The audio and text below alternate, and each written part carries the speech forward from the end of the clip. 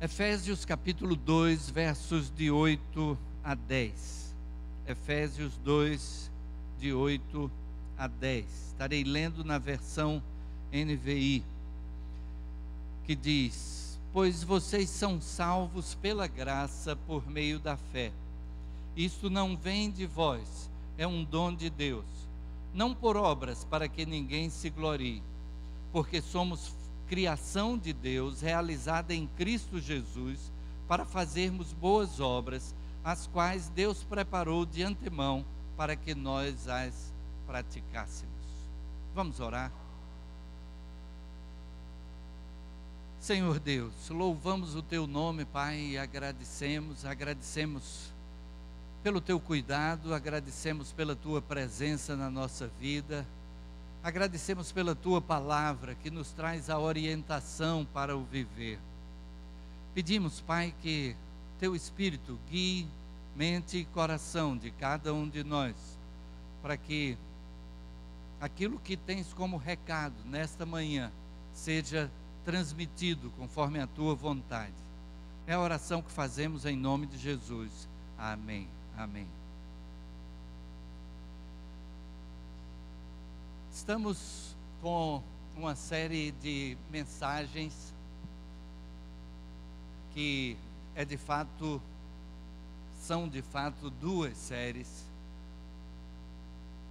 Uma que está acontecendo nos cultos da manhã e outra que está acontecendo nos cultos da noite.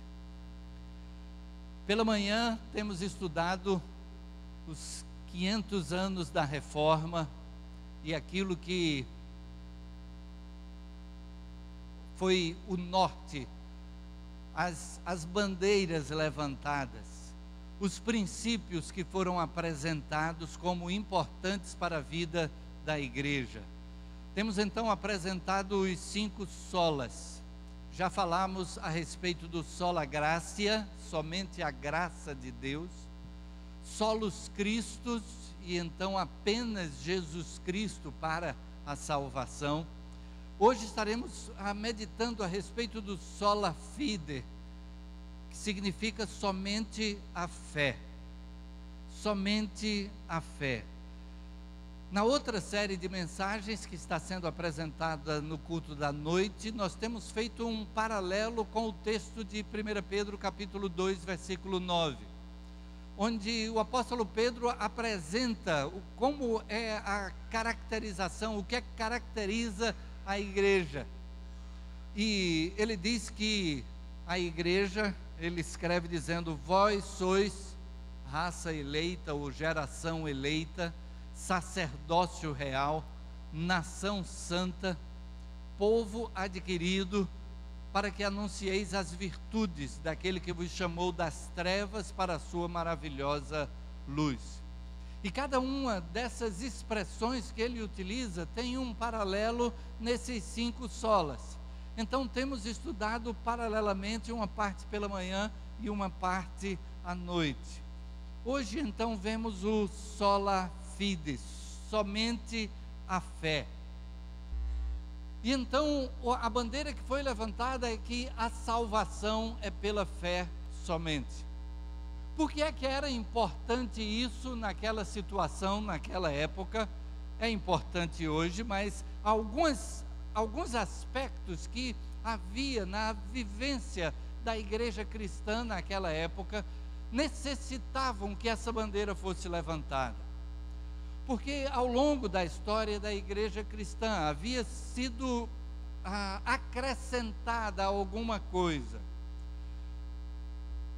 necessidades que eram precisos serem atendidas, como que complementando o que é o necessário para a salvação.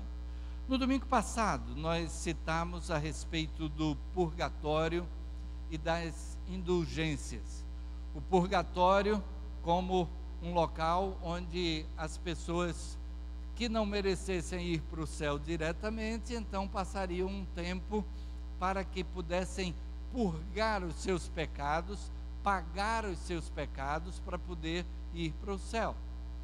E em cima disso, começaram a ser vendidas indulgências, que seriam o perdão oficial do Papa para aquela pessoa. E então a pessoa comprava aquele perdão, aquele documento de perdão, e então estaria isento da passagem pelo purgatório, ou até poderia ser comprada por alguém que já estivesse no purgatório e que, ao comprar aquela indulgência, a pessoa deixaria o purgatório. Mas não apenas isso, o entendimento de que boas obras fossem necessárias para a salvação. E parece que o nosso senso de justiça nos direciona, nos empurra nessa direção.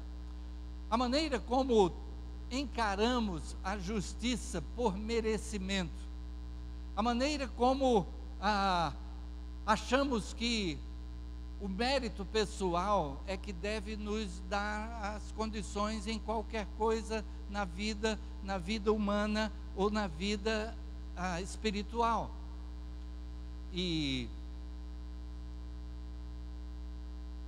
o texto de Tiago era chamado para dar respaldo a isso, porque Tiago vem a dizer: a fé sem obras é morta.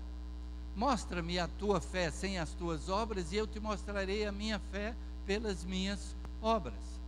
De fato, o que Tiago está dizendo é que nós não podemos crer numa coisa e viver de uma maneira diferente daquilo em que cremos. De repente, se alguém aqui dentro, né, gritasse, é brincadeira, viu? Ninguém acredita não, mas se alguém gritasse assim: fogo, fogo, né? Qual seria a sua reação? A sua reação ia depender daquilo que você acredita. Se você acreditasse que houvesse realmente um incêndio, o que é que você faria? Você sairia correndo.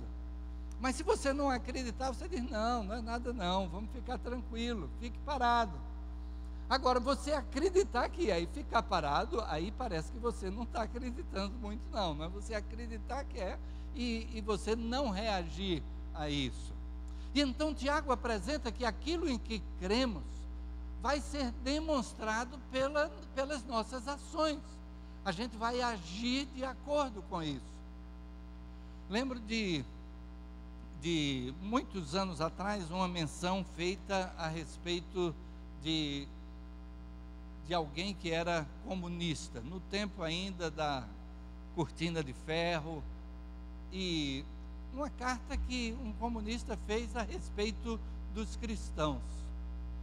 E uma das coisas que ele dizia naquela carta era de que se eu acreditasse naquilo que eles acreditam, eu estaria agindo diferentemente da maneira como agem. Porque se pensarmos bem, aquela imagem de uma multidão que está caminhando na direção de um precipício, e alguém que está vendo que à frente tem um precipício, o que é que essa pessoa deveria estar fazendo? E então a gente sabe que a gente já estudou o solus Christus e agora o sola fide, e é preciso que estejamos agindo de acordo com aquilo que cremos, e que as pessoas possam saber que é a fé em Cristo que é necessária para a salvação. As boas obras eram colocadas como sendo algo que precisava ser praticado para poder compensar os erros do passado. Falamos um pouco sobre isso também no domingo passado. Mas outras coisas ainda entraram como necessárias para complementar a salvação. E mesmo antes de citar essas outras coisas, é bom a gente lembrar que o Senhor Jesus, quando estava ali na cruz, uma das expressões dele na cruz foi: está consumado. Está consumado. A missão estava completa. Ele é o Salvador. A salvação é por Jesus Cristo. E então não precisa de nada para completar, porque Ele é suficiente Salvador. Mas aos poucos foi entrando na igreja a ideia de que o batismo é necessário para a salvação. E fundamentado na palavra de Deus, porque o Senhor Jesus disse: quem crê e for batizado será salvo. Então precisa crer e ser batizado para ser salvo. Esse foi o raciocínio. Mas a complementação dessa frase do Senhor Jesus já esclarece: quem não crer está condenado, quem crer e for batizado será salvo, quem não crer será condenado. Quem vai ser condenado é quem não crer, não é quem não for batizado. O batismo é apenas a confirmação daquela fé. O batismo é a declaração pública de que a minha vida sem Jesus ficou para trás, eu morri, fui sepultado. O mergulhar na água simboliza esse sepultamento para a vida anterior, onde Cristo não era o Senhor, mas agora ressurgindo para uma nova vida, tendo a Jesus como Salvador e Senhor. Entrou também a confirmação, ou crisma. Esses são os sacramentos da igreja, são 7. O primeiro, batismo, mas depois crisma. Por que era necessário a crisma? Necessária? Porque, como o batismo era feito de crianças, então a criança precisava depois confirmar.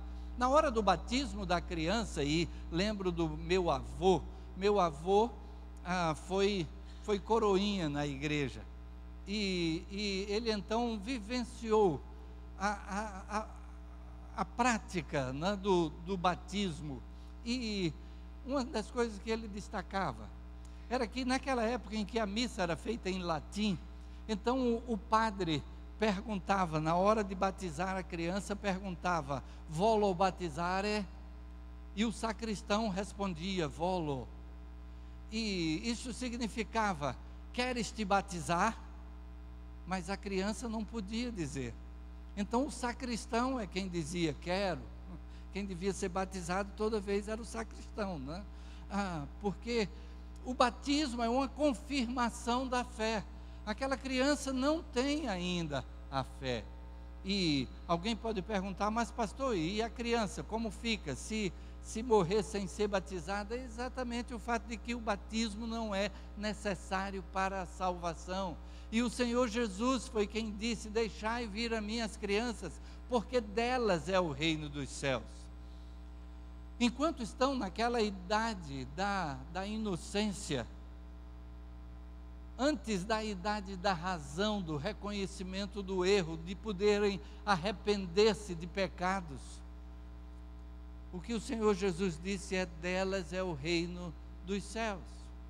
Mas, então, como a criança não pôde responder aquele volo àquela altura, é preciso uma confirmação posterior em que ela venha a afirmar que tem então essa fé.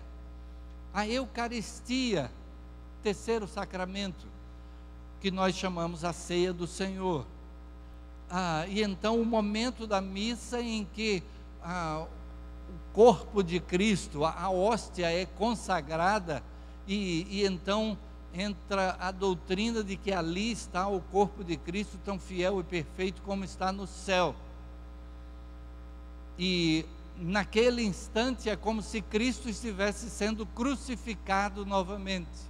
É como se fosse a renovação do sacrifício de Cristo. Só que o sacrifício de Cristo já foi pleno, não precisa ser renovado. E a ceia do Senhor, o nosso entendimento é de que é um memorial. Algumas igrejas do período da Reforma mantiveram como sacramentos o batismo e a ceia. Para nós são celebrações que testemunham alguma coisa. Como já citamos, o batismo daquela morte para a vida passada em uma nova vida que foi achada em Cristo. Não que o batismo é que dê essa vida, mas ele é o testemunho de que aquela pessoa encontrou uma nova vida em Cristo. Depois vem a penitência. A confissão auricular havia sido estabelecida e então, dada a penitência, o cumprimento daquela penitência é que estaria colaborando com a salvação. Você precisa pagar por isso para poder ter o perdão de Deus. A unção dos enfermos, e por isso é tão necessário que algum padre tivesse junto na hora que a pessoa está para morrer, porque para receber a unção final.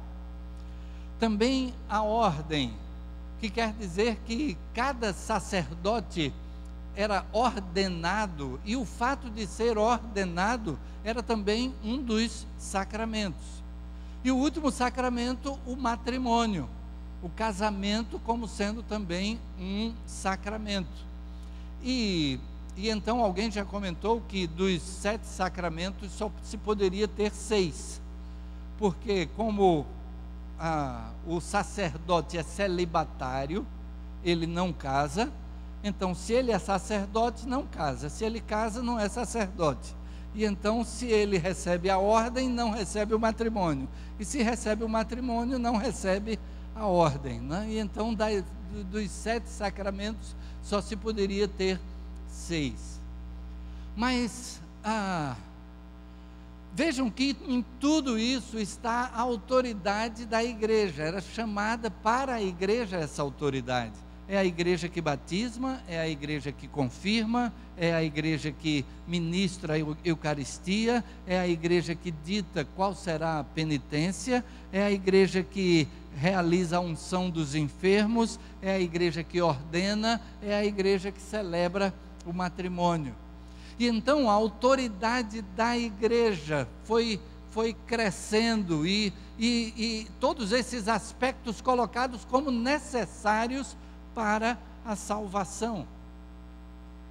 Dentro desse contexto é que os reformadores, e a partir de Lutero, na leitura da palavra de Deus, encontraram como o texto que nós lemos a princípio. E o texto diz: pois vocês são salvos pela graça, por meio da fé. Isto não vem de vocês, é dom de Deus, não por obras, para que ninguém se glorie, porque somos criação de Deus, realizada em Cristo Jesus para fazermos boas obras, as quais Deus preparou de antemão para que nós as praticássemos. Então, o texto é bastante claro em dizer que nós somos salvos pela graça, por meio da fé. Nós somos salvos porque aprove a Deus nos conceder, mas conceder levando em conta que Ele é Deus de justiça. Por isso, no domingo passado, apresentamos o Solus Christus. Por quê? Porque somente Jesus é que assumiu a cruz em nosso lugar, ninguém mais. Somente Jesus foi aquele que, sendo sem pecado, entregou-se para morrer pelo nosso pecado. Ninguém mais poderia. Porque a própria palavra de Deus diz: todos pecaram e separados estão da graça de Deus, da glória de Deus. Por causa do nosso pecado, nós ficamos separados de Deus. Isso está representado lá no Éden. Depois que o homem peca, ele é expulso do paraíso. Ele é expulso daquele lugar onde ele mantinha um contato direto com Deus. E então, por causa do nosso pecado, nós ficamos separados de Deus. Por isso, Cristo é a verdadeira religião. Religião é uma palavra que vem de religar. E então nós somos religados com Deus por meio de Cristo. Cristo morreu na cruz para que nós pudéssemos receber este perdão e que estivesse estabelecida a justiça de Deus. Deus não simplesmente passou uma borracha nos nossos pecados. Foi necessária a condenação de Jesus. O preço foi pago por Jesus para que nós pudéssemos ser salvos. Então esse texto é bastante claro. Mas não apenas um texto. Quantos outros poderíamos citar? Poderíamos citar 1 Timóteo 2,5, há um só Deus e um só mediador entre Deus e os homens, Jesus Cristo, homem. Atos 4,12, em nenhum outro há salvação, porque também debaixo do céu nenhum outro nome há dado entre os homens, pelo qual importa que sejamos salvos. Nós não nos salvamos, nós somos salvos.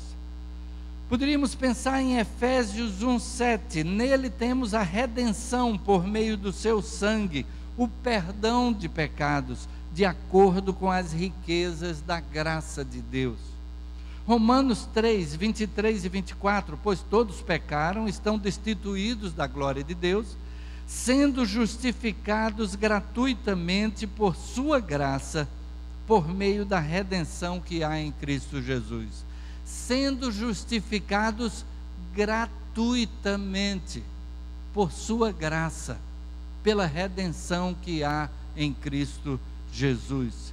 Romanos 6, 23, pois o salário do pecado é a morte, mas o dom gratuito de Deus é a vida eterna em Cristo Jesus, nosso Senhor. Então, enquanto eram acrescidas outras coisas à prática da igreja, como sendo necessárias para a salvação, a bandeira que foi levantada foi só Cristo e só pela fé. Pela graça sois salvos por meio da fé. É a fé em Cristo. Por isso Cristo disse, aquele que é conhecido como o versículo de ouro da Bíblia, porque ele resume a mensagem do Evangelho. Porque Deus amou o mundo de tal maneira que deu o seu Filho unigênito, para que todo aquele que nele crê não pereça, mas tenha a vida eterna. E aquele versículo que citamos há pouco, quando o Senhor Jesus disse, ide por todo o mundo, pregai o Evangelho a toda criatura, quem crer e for batizado será salvo, quem não crer será condenado. Então, enquanto eram acrescentadas outras coisas, a palavra de Deus vem e apresenta que é somente Jesus Cristo e é somente pela fé. Basta a fé. Tem o versículo de João capítulo 6, verso 40, que o Senhor Jesus diz, e a vontade do meu Pai é esta, que todo aquele que vê o Filho e crê nele, tenha a vida eterna, e eu o ressuscitarei no último dia. Já temos citado que aquilo que nós fazemos é um resultado da nossa fé, é um reflexo da nossa fé. E isso acresce-se ao fato de que é somente pela fé, porque se não fosse apenas pela fé, aquilo que nós viéssemos a fazer, estaria sendo uma atitude egoísta, uma atitude onde olhamos apenas para nós mesmos. E então, se alguém acha que, porque praticando boas obras vai merecer de Deus alguma coisa, e pratica estas boas obras, busca fazer o bem ao próximo, não está objetivando fazer o bem ao próximo, está objetivando fazer o bem a si mesmo.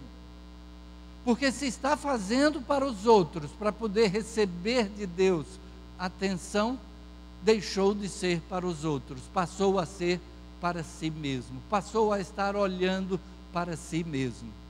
Mas se é pela fé, agora sim, agora aquilo que viermos a fazer, é porque amamos a Deus, é porque queremos o bem do próximo, é como resposta, é uma resposta voluntária, é uma resposta que não é necessária para a salvação, mas é o resultado do entendimento de que se Deus tanto nos amou, que nós podemos fazer é amar também a Ele e amar ao próximo da maneira como Ele nos amou. Essa foi a ordem do Senhor Jesus. Ele disse que nós seríamos reconhecidos pelo amor. E Ele diz, amem uns aos outros da maneira como eu amei a vocês. Então, se Jesus é o nosso Senhor, as nossas ações serão nessa direção. E nessa direção, a fé então se desdobra não apenas para a salvação, mas para que estejamos agindo de acordo com o que é a vontade de Deus. E ela gera em nós obediência. A obediência à palavra de Deus é um resultado da fé.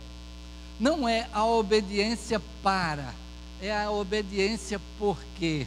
É a obediência porque nós já recebemos. E ela é concretizada também por meio da fé, porque o que o inimigo coloca diante de nós é sempre algo para nos desviar da fé, desde o começo. Porque no relato lá do Jardim do Éden, quando a serpente vai e conversa com a mulher e pergunta: vocês podem comer de todas as árvores aqui desse jardim? Aí a mulher responde: podemos comer de todas, mas tem uma que Deus disse que dela a gente não comesse, porque no dia que comermos, morreremos. E aí a serpente vem e diz: não é bem assim. Isso não vai acontecer. O que vai acontecer é que vocês vão ser semelhantes a Deus, conhecendo o bem e o mal. Vocês vão ficar parecidos com Deus. E agora a mulher estava ali numa crise de fé. Em quem é que ela vai acreditar? E qual foi o resultado? Ela optou pela desobediência a Deus. E a partir daquele instante, aquela vida que Deus tinha preparado para o homem foi cortada. E o homem foi expulso da presença de Deus. Aquela morte espiritual se concretizou já naquele momento. Não sabemos como seria a vida humana se não tivesse havido aquele pecado. Mas o que é certo é que a partir dali, o homem passou a precisar desta vida eterna que ele perdeu no momento do pecado. E foi aquela crise de fé então. É fazer o que Deus diz para fazer ou fazer outra coisa. E aí a gente está dentro desse mesmo contexto, porque o mundo tenta instituir princípios para a nossa vida que se contrapõem com a vontade de Deus. Estamos num período em que isso está abertamente declarado. Estamos num período em que a tentativa de destruir a família está sendo feita abertamente. E achando que o que está sendo feito é o melhor. E isso é apresentado como sendo normal. Qualquer pessoa que se levante contra isso está sendo o ET, está sendo aquele que é retrógrado. E aí temos essas exposições que foram realizadas e que têm levantado tantas reações. A gente teve no domingo passado o Fantástico fazendo uma apologia a essas exposições, e não é de hoje que a Rede Globo tem feito apologia à destruição da família. Para mim chegou a gota d'água. E desde domingo que lá em casa a gente já não sintoniza mais a Rede Globo. E recomendo que seja feita a mesma coisa. Porque se aquilo que foi feito naquelas exposições, se fosse uma iniciativa que falasse contra, por exemplo, a questão de gênero, né? Ideologia de gênero, a Rede Globo levantaria toda a questão, dizendo que aquilo era um preconceito, de que aquilo... mas como é a favor da ideologia de gênero, então aí está muito certo e tem toda a fundamentação. E quando a gente vê as inserções que são feitas na programação, é quase como se 80% da população fosse de homossexuais e de 20% é que fosse de heterossexuais. Mas, caminhando nessa direção, o que é que vai acontecer com a nossa humanidade? Vai se extinguir, porque a humanidade só tem continuidade na família tradicional, homem e mulher gerando filhos. E foi estabelecida por Deus desse jeito. Então, o que é que podemos fazer diante dessa realidade? Uma primeira coisa é, como cidadãos, tomar uma atitude. Se você é cliente do Santander, se você retirar a conta, você vai estar dando um recado. Se você transferir a conta para outro banco, você vai estar dando um recado. E esse recado que vai pesar no bolso é o recado que eles vão entender que está sendo dado. À medida que menos gente sintonizar a Globo vai dizer: o caminho é diferente. A gente vê que a necessidade comercial é que fez com que a Globo, a princípio, combatendo completamente os evangélicos, depois a Som Livre passou a gravar CDs de cantores evangélicos, porque o mercado, aspas, para eles cresceu, então passou a ser uma fatia de mercado que era importante. Mas o que tem sido feito? E mais ainda, a gente tem recebido informações sempre do que autoridades na área da saúde apontam sobre a questão da ideologia de gênero, e de que gênero masculino e feminino está na gramática, mas o que nós temos é o sexo, que é determinado desde a concepção. E alguém até estava fazendo uma brincadeira e dizendo assim: era bom aquele tempo em que com 2, 3 meses de gravidez se descobria qual era o sexo da criança. Agora você tem que esperar que a criança tenha 5, 6, 8 anos para ela escolher qual é o sexo dela. Deus criou, e a primeira coisa que chama a atenção é que essa questão de ideologia de gênero está dizendo que Deus se enganou, Deus errou, Deus fez uma coisa, mas era para ter feito outra.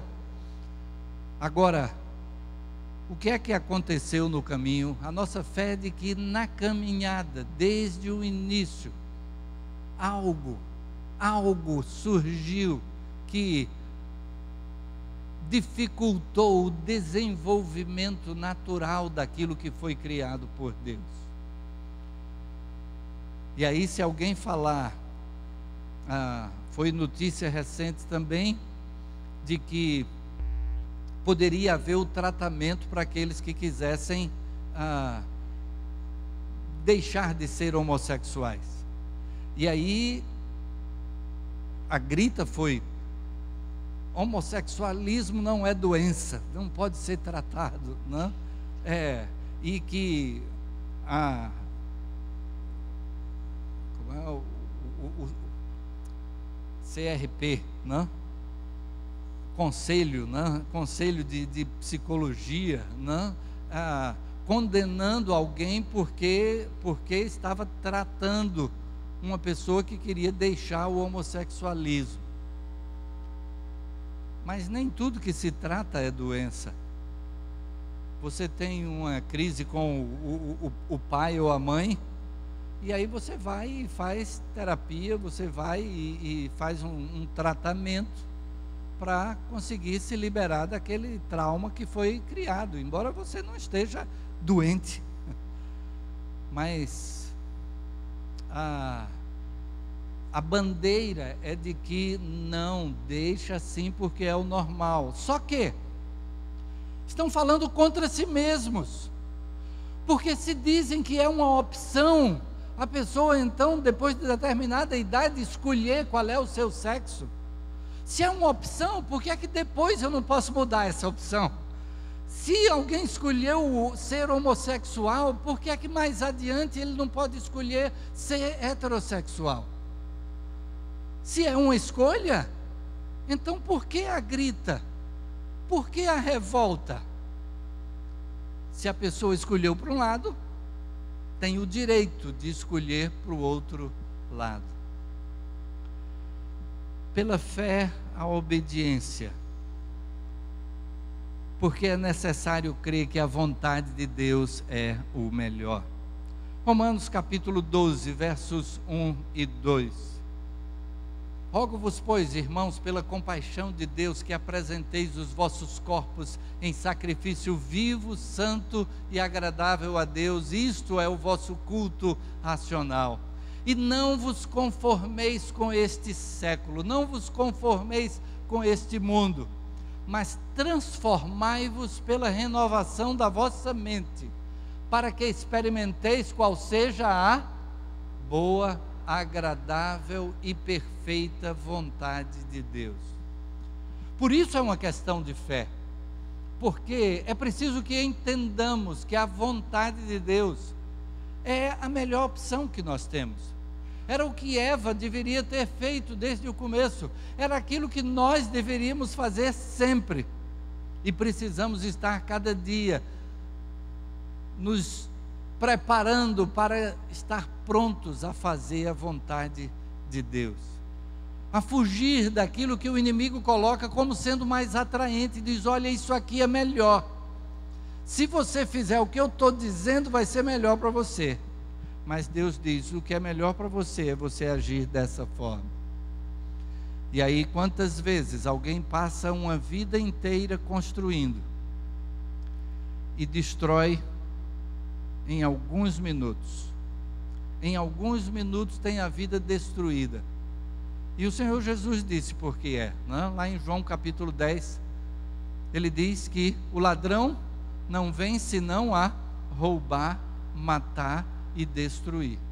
Mas ele diz: eu vim para que tenham vida e a tenham em abundância. Fazer aquela maneira como Deus nos orienta, é a maneira de desfrutarmos a vida que Ele preparou para nós. Quando partimos para uma outra forma, estaremos colhendo os resultados. A vontade de Deus é que vocês sejam santificados, abstenham-se da imoralidade sexual, cada um saiba controlar o próprio corpo de maneira santa e honrosa. 1 Tessalonicenses 4, versos 3 e 4. E 1 João 2,17.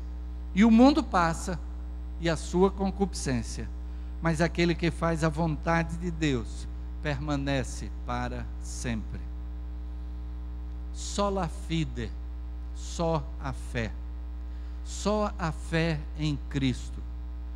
Outras coisas daquelas que citamos e que são consideradas como sacramentos, nós não temos sacramentos, a Igreja Batista não tem sacramentos, porque o sacramento é o entendimento de que um ato que você pratica lhe concede a bênção. A bênção está naquele ato.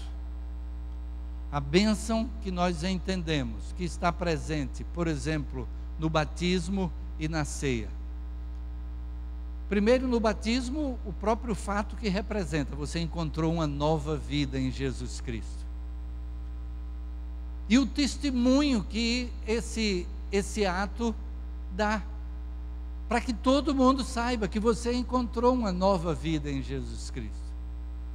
E a ceia, de que foi aquele sacrifício de Cristo ali na cruz, que nos reabilitou a estar na presença de Deus, nos deu a condição de podermos ser religados com Ele, justificados por meio da fé, temos paz com Deus. Romanos 5, 1. Que aquilo que representou a reforma, e a reforma foi uma volta às origens, a reforma foi um retorno àquilo que era a igreja cristã do primeiro século. Aquilo que o Novo Testamento apresenta como sendo o ensino do Senhor Jesus, o ensino dos apóstolos que conviveram com Jesus. Então, recentemente recebi uma mensagem dizendo assim, que nesse aniversário de 500 anos da Reforma, aquele período triste de separação, de pessoas que se separaram da igreja cristã, que possam voltar para que... A Reforma já foi uma volta. A Reforma foi esse retorno às origens. A Reforma foi essa busca do cumprimento da palavra de Deus. Estaremos falando a respeito do sola Scriptura. E a Reforma foi essa volta à Escritura. Não mais aquilo que a igreja definisse que deveria ser, mas o que é que Deus diz na sua palavra. E essa reforma continua. Por quê? Porque ela deve ter efeito na nossa vida cada vez mais. Ou seja, a presença da palavra de Deus, a prática da fé em Jesus Cristo em cada circunstância, deve ser o que encaminha a nossa vida. Só Cristo, só pela fé, só pela graça. Só a Escritura e só a Deus a glória. A glória é dele. Por isso o texto que lemos a princípio diz, não pelas obras, para que ninguém se glorie. Se fosse pelas obras, a gente poderia chegar no céu e dizer, estou aqui porque fiz por onde? Estou aqui porque mereci. Mas a gente vai chegar no céu e dizer, Deus, toda a glória é tua. Tu fizeste todo o necessário para a nossa salvação. Que ao relembrarmos aquele momento tão importante na história do cristianismo, 500 anos atrás, possamos estar renovando também o nosso propósito de fidelidade a Deus, a sua palavra, de cumprirmos com aquilo que Ele nos traz como a rica possibilidade de certeza, segurança, de salvação, de vida eterna, de perdão de pecados, da presença dEle na nossa vida, tudo isso recebido pelos méritos de Jesus Cristo. Ele fez o que era necessário para que nós pudéssemos receber. Por isso que Ele faz o convite, vinde a mim todos vós que estáis cansados e sobrecarregados, e eu vos aliviarei. Tomai sobre vós o meu jugo, e aprendei de mim que sou manso e humilde de coração, e encontrareis descanso para as vossas almas, porque o meu jugo é suave e o meu fardo é leve. Que Deus assim realize a obra que Ele tem para nós em tudo aquilo que é o seu propósito, e que a fé unicamente em Cristo seja o nosso norte, e que a nossa vida colocada nas mãos dele pela fé é que seja a resposta ao seu grande amor por nós. Amém.